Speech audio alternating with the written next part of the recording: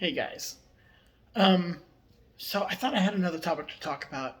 I honestly can't remember what it was. So I'm going to go into some of the adjustments I made for using Fate Core, but in a slightly more trad RPG way, and for the setting that I'm running it in.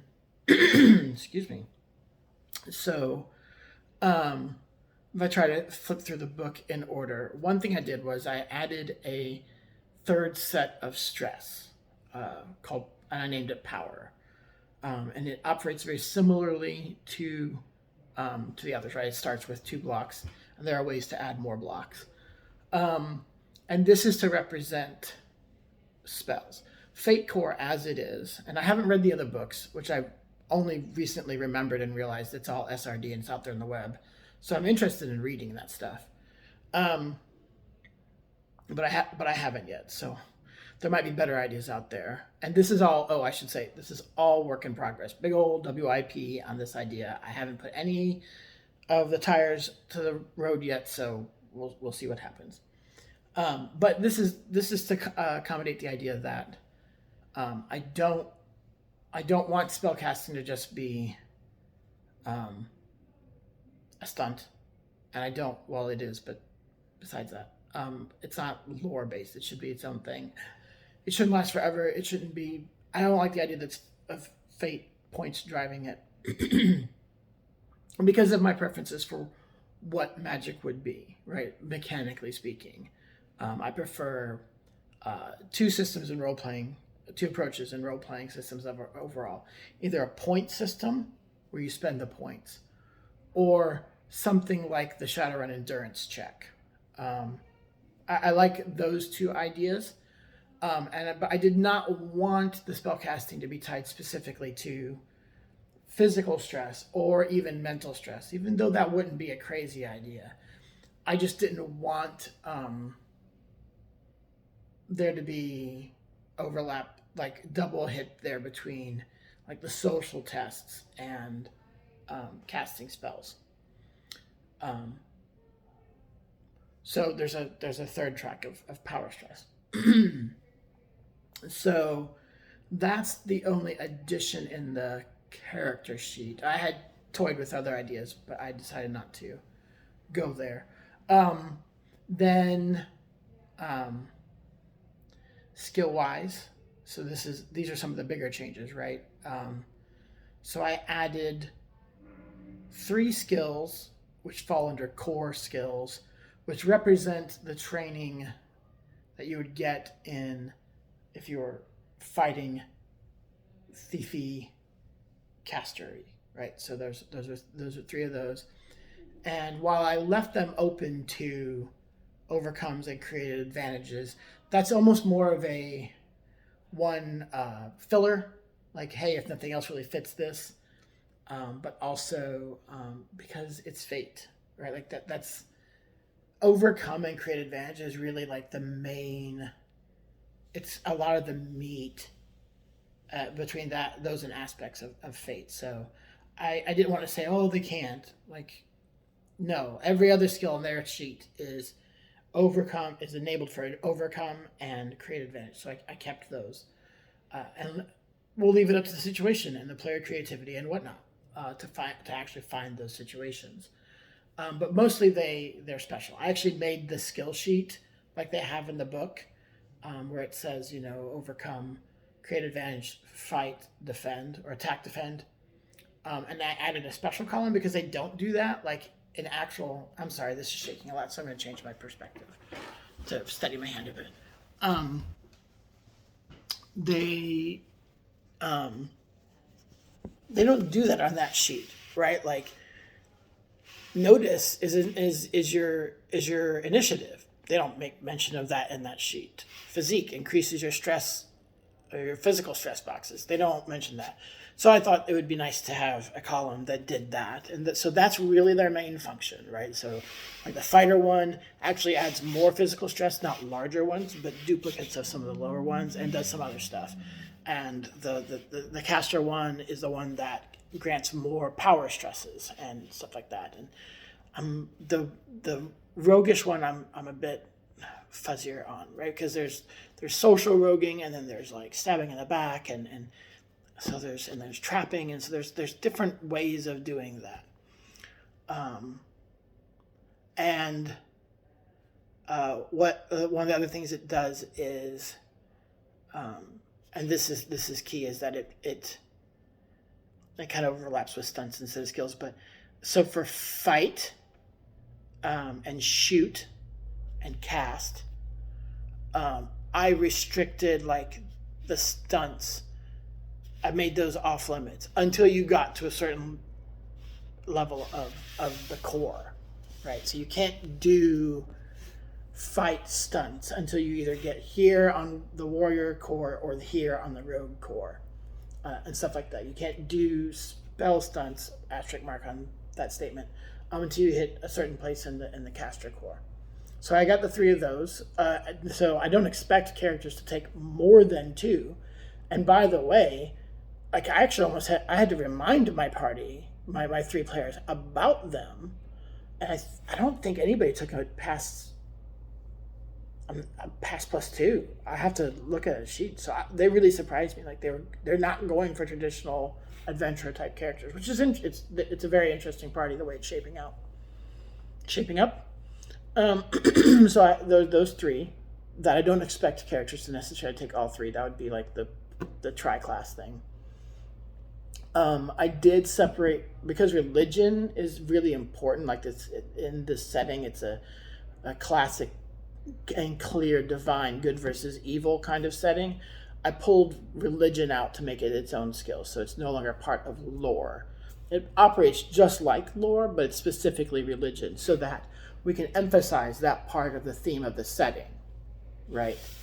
I didn't feel any need to mechanically separate it, but it's separate for theme, and it worked out the math. Like the last video I said, the math actually works out the same as far as like starting skills and how many starting skills you have, a percentage of how many skills there are, and blah, blah, blah. That I actually managed to keep lockstep with raw. So that was really nice. I added the three casting skills, right? It's not just casting. There are 3 skills that are considered casting skills because of the 3 realms of magic of Rolemaster. And again, as I said in the last video, some of the basic mechanics / thematic ideas need to stay lockstep with Rolemaster so that I can swap in between them and it makes sense. And I don't think I added anything else. The guy who ran the Fate game, that was my first experience with Fate, he had a house rule where he defended everything, like the physical attacks weren't all defended with athleticism. Athleticism only defended against shoot, and physique defended against fight. And I kind of like that, so I adopted that. I felt like that put a little bit too much. I don't know. I can excuse it, and I kind of liked it, so I kept it. And I did check with my friend Elle, who played with us, and what do you think of that guy's house rule? And yeah, I like it. Okay, so I'm going to keep it.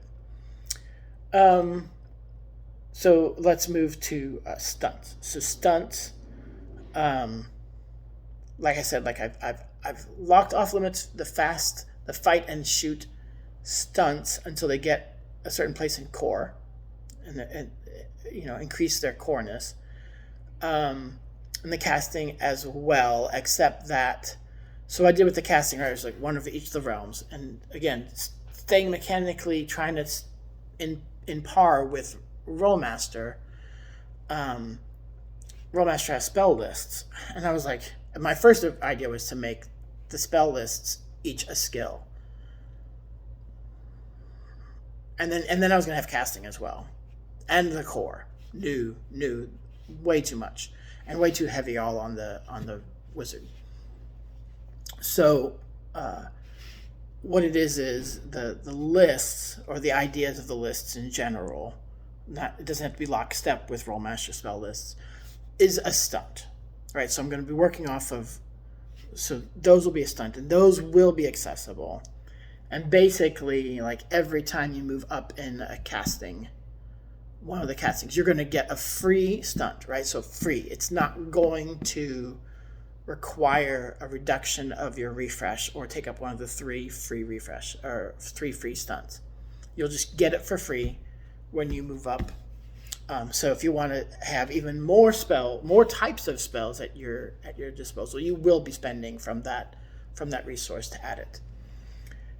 And then at a certain point, you can add other casting stunts if you've gotten far enough in your casting core. And then the casting is essentially basically a challenge. So you spend your first challenge is a casting versus the assigned difficulty of the spell, to see if you have power stress. And so that represents the idea that you can't just cast spells all day long. And then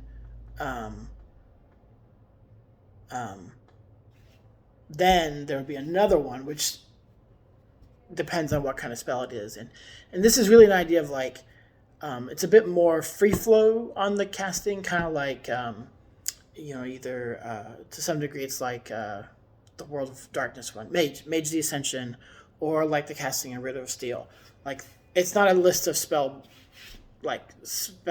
off a list. Like, you're going to have places where you have some skill and some study, and you create the spell out of that. Now, we're using the Rollmaster spell lists as a template to give an idea of the difficulty of the spells.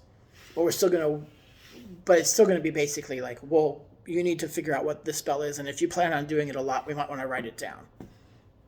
And so things like, if you're going to throw a firebolt, then that first is a challenge where the first test is casting, and the second test is like a shooting or something like that, or a casting. Actually, I think the first, I can't remember. I can't remember now which one I wrote it down as, honestly, sorry. But basically, right, like the flinging of the spell, and they will defend with athleticism, much like if you shot an arrow at them, if you're performing a shoot attack. And then, like, if it's something that just affects them, like a blindness curse or something like that, or fairy, what was it, fairy fire or something like that from old classic D&D. Like, if it's just something that's going to affect them, then it might typically be like a will defense from their perspective. And so stuff like that. And so it kind of breaks in places. I think it broke the rules about a challenge, because a challenge is supposed to be different skills, and in this time it might be actually like multiple castings. But so that's kind of how I worked that, right? So the first one's about power. Did you use that up? And it's going to work the same as the rest of stress boxes. If you don't have a stress box to take it, or it's a really huge failure, you might have to do a consequence. And that also works out well for the idea of overcasting in Rollmaster, where you're casting over your level, and it's a much more challenging spell. In Rollmaster, you're faced with like, oh, not only did the spell fail, but you also took, basically a critical attack against yourself. But in Fate, it'll be more like, yeah, you succeeded, and you took consequences. And so obviously, not obviously, but because it is a bit more trad, equipment will play, so the equipment extras will play a bit more of a role. I paid attention to the book where it was talking about like, hey, you want to be aware of these things. And so our weapons and armor are not just simply canceling each other out. So default weapons do nothing. And look at my face. Default armors would do something, but there's a resource cost to armors. Armors aren't as common. Stuff like that. Like, I assume you're going to start with your weapon, and you're going to start with a normal one, and that will have no effect. And then the armors are the ones that are going to be doing things, right? And they're going to be different, because, again, kind of in flow with Rollmaster, where it pays attention to the actual physics of how things treat each other. And so, like, there's some differences between, like, well, this one does really well against these attacks, but it's weaker against these kind of attacks, kind of thing. And so that's where I'm going with that. As far as refresh and stunts, I'm sticking with raw with like you get 3 free stunts, and then you have to eat into your 3 refresh if you want more. But as I said, I already have ability like in the cores and the castings where you get a stunt. Like for instance, when you hit +3 good on the warrior's core, that is when you unlock fighting stunts, and you go ahead and get one for free, right? So go ahead and just spend one. You had to wait this long, you get one for free now. And so, where I don't start them any different, the skills themselves will give them for free. That's kind of to move in all the special abilities, more special abilities, right? And the only other adjustment I made to that was that, and I'm going to try this out again, work in progress, is that on refresh, they will start with a free invocation of their high concept. Right? I would really like that high concept to be extra important, so they can lean into that. That might get removed. Maybe that won't be necessary. Maybe, and maybe it'll be just me learning to GM the game of Fate, that I'm not compelling them enough or whatever, and so they end each time we hit a refresh point, they're already sitting on two tokens out of 2, 2 Fate tokens out of a refresh of 2 or 3. In which case, they don't really need that free refresh, or they don't until I learn to compel them more. So anyways, that's that. This is another 16+ minute video that people will watch 3 minutes of. So that's that.